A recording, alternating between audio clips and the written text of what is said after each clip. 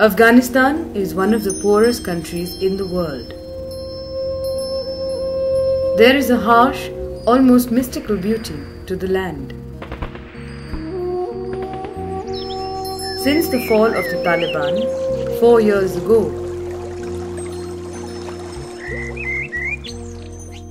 international donor agencies have wasted billions of dollars on foreign consultants, on developing urban infrastructure, on training people from governments and universities. But the quality of life of the very poor in the rural areas in Afghanistan remains as dismal and desperate as ever. Development aid has been a disaster because it's been donor-driven from the top, and there has been no attempt to look for rural, community-based initiatives from below. Instead of developing the capacity and competence of the poor people from within, it has encouraged dependency on human, technical, and financial resources from outside. The concentration has been on the development of urban areas at the expense of rural areas. In a fundamental departure from the disastrous, patronizing way development assistance is handed down to the poor people of Afghanistan, in 2004, Norwegian Church Aid, along with their indigenous Afghan partners, initiated an approach with a difference. In the first renewable energy project of its kind, to solar electrify remote villages in the country. Poor, inaccessible rural communities were taken into confidence and made an indivisible part of the decision-making process. The idea was to get the agreement of the whole community to first decide on how much they would pay for the use of the solar units.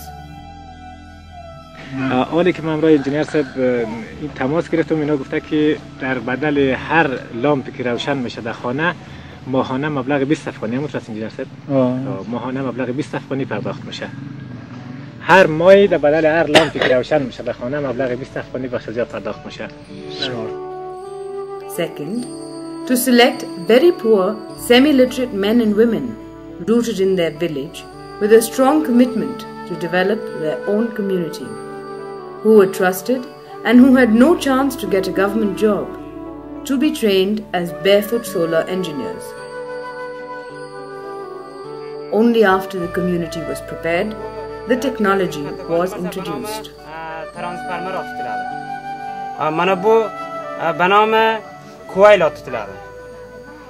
ترانسفرمردی چیگه فقط برز سایسان بر وایر بر سندن وره لاده اونو بنامه بسوت آتش لاده. Afghan NGOs selected 5 remote rural communities from Uruzgan, Daikundi, Faryab, Badakhshan and Bamiyan, representing different ethnic groups: Pashtuns, Tajiks, Uzbeks and Hazaras.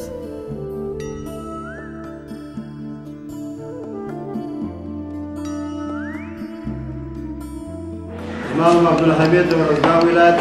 اسمم مشير محمد برزقان ولاد. البهار ولاد على قل ولايات فاریاب. اسمم علاء الدين ولاد جلال محمد باشنده ولايات فاریاب.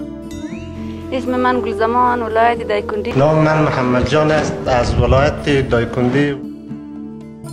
این جانب محمد اسحاق فرزند محمد حسین از ولایت بامیان. اسم من محمد عیسی مربوطی ولایت بامیان. این جانب دوست محمد ولد نور محمد از ولسوالی کشمی ولایت بدخشان. اسم من گلغتای از ولسوالی کشمی بدخشان.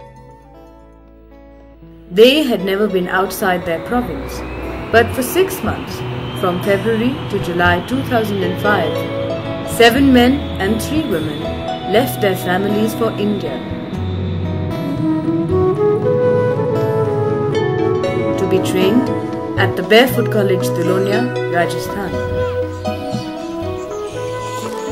What the exposure in the Barefoot College gave them was confidence in their own capacity چهار گروه روشن میکنه 16 ولت داره 54 امپیر to manage, control and own the most sophisticated of technologies and demonstrate.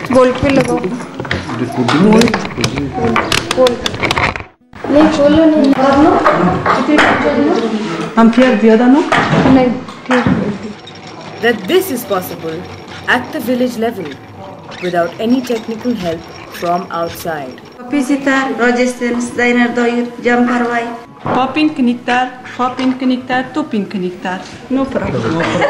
They knew no Indian language, but absence of language was not a problem to learn about solar electrification.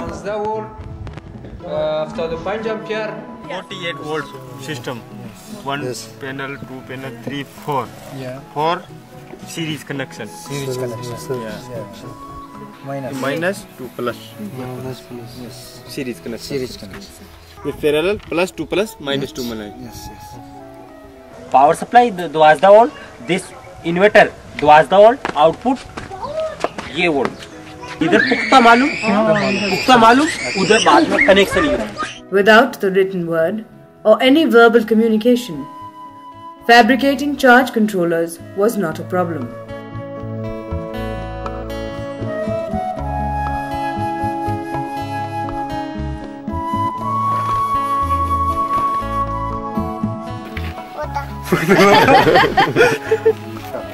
Participating in the other activities of the Barefoot College was not a problem. Namaste. Ram. ठीक है अच्छा है. Food was not a problem. But they said they now knew what hell was like because summer in Rajasthan was too much for them. More than just being trained as barefoot solar engineers, they learnt about how to live together in spite of coming from different ethnic backgrounds.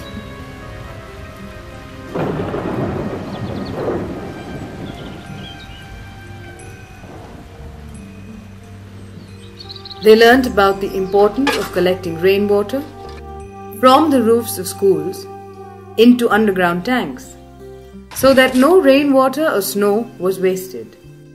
They learnt, along with other rural women, how to fabricate a solar cooker.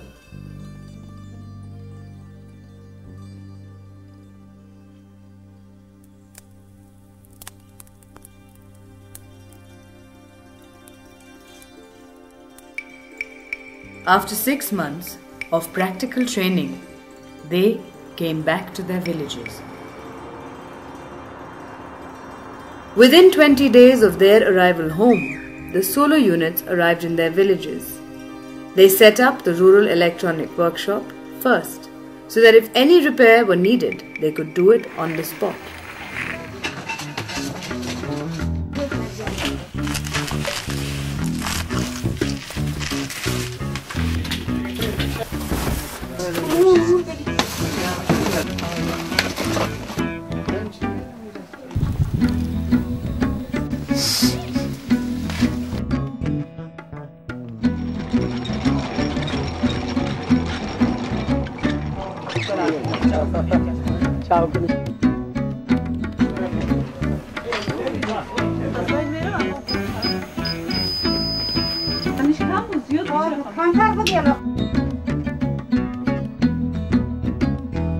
The most dangerous and most challenging villages were deliberately identified.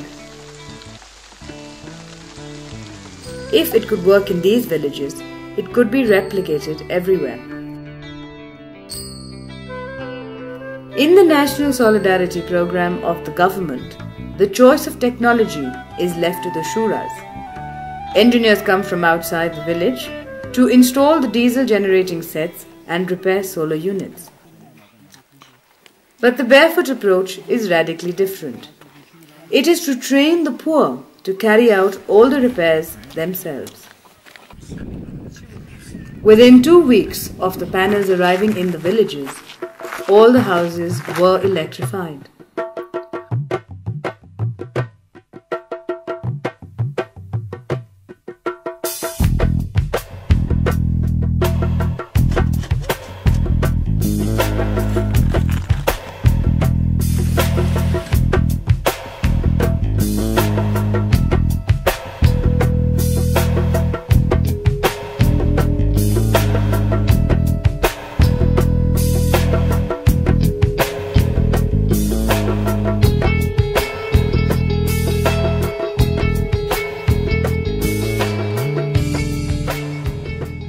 To the sheer amazement of the politicians, the administrators, the leaders of their communities, they solar electrified each house in their village. It was agreed that the contribution from the community would pay for the salaries of the barefoot solar engineers. 2 weeks after the panels arrived in the villagers could turn on the light for the first time.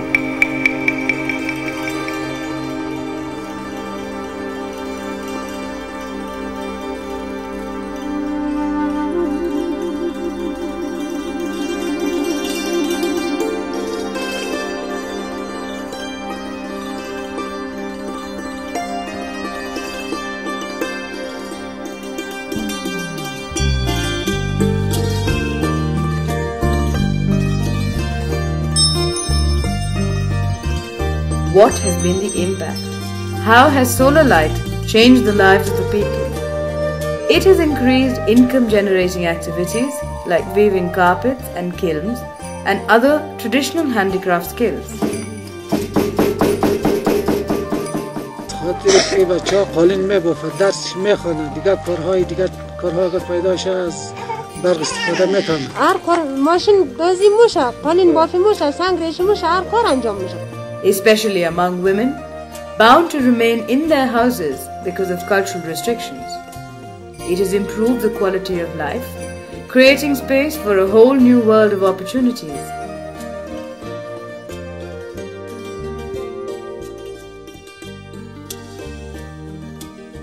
اسم معصومه هستم. قریه من قطع سنگ هستم. ولسوالی ولخان ولایت دایکنده. دیگه روشنی بسیار خرابه. دود میدیه. مصرفش هم زیاده. این مصرفش از این مصرفش کمتره ما او بهتر مسوزه. دود نداره. پاک هسته. یه از یه بهتره دیگه از همش وجدی معرفی نداره خودش میدن بهتر. یه بهتره از دیگه باز برق بهتره. Children that work during the day in the fields can now study at night. پشتی ترک تاجکان پرورده انگلیسانیم گلدستاین بستانیم افغانستان سازم معی دوستان زین پس بغرم دشمنان بر جان آن نزدکوها جمعور نسل جهان افغانستان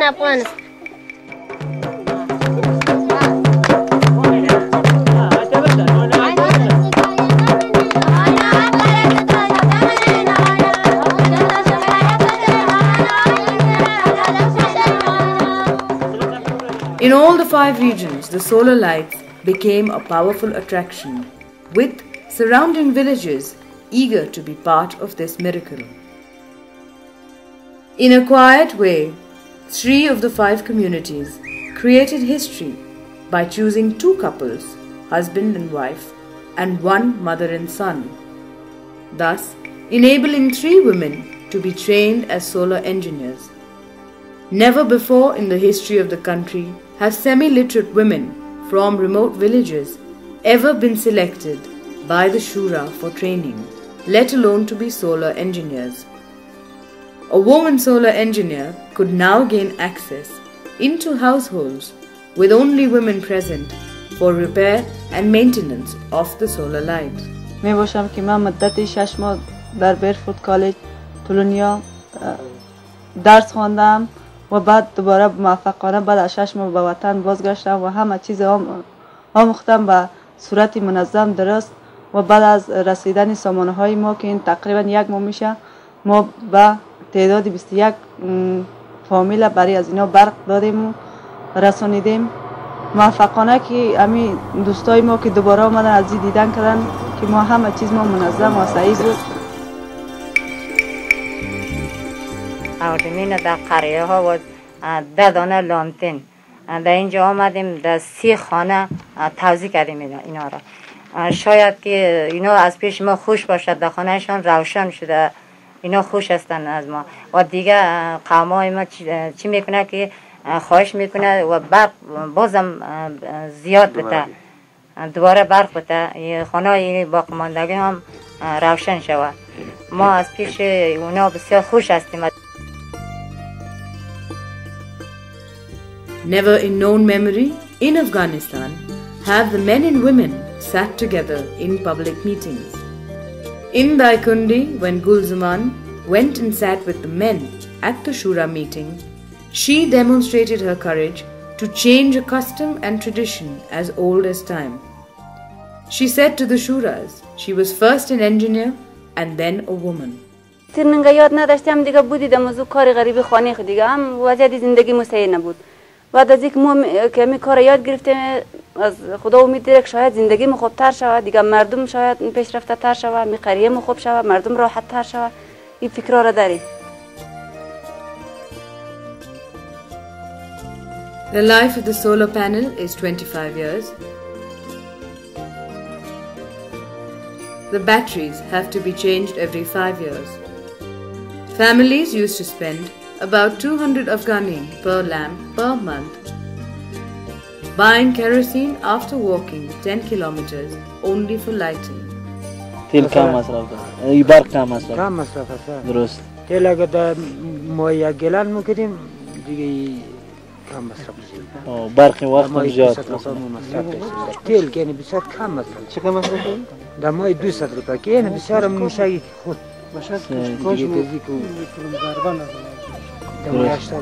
With solar light, they have agreed to pay 40 Afghani per light per month, thus reducing the expenditure substantially.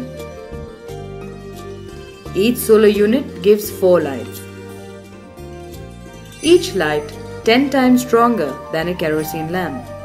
183 families in 5 remote villages now have 5 hours of light every night for 5 years.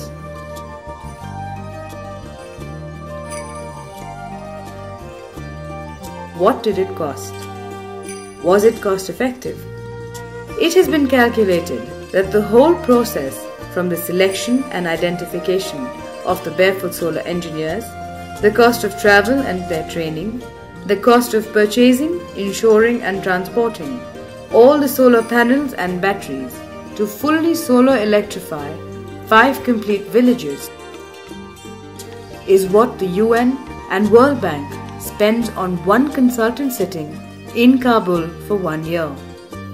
With all the billions at their disposal, what prevented them from solar electrifying even one village in Afghanistan in these last 4 years? All they have to show are position papers and policies on paper. It is a commentary on their lack of vision and courage. What are the lessons we have learnt? This project is all about ownership and sustainability.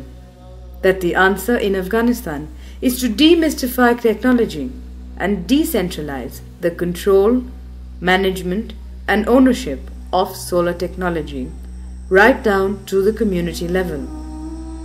That centralized power systems for remote communities spread over a vast barren land is not a solution. That any semi-literate woman in Afghanistan can solar electrify her own village. That the barefoot approach can be replicated to solar electrify villages all over Afghanistan. It tells about how light created new possibilities, hope, and improved the quality of life of the rural poor living in the mountains of Afghanistan.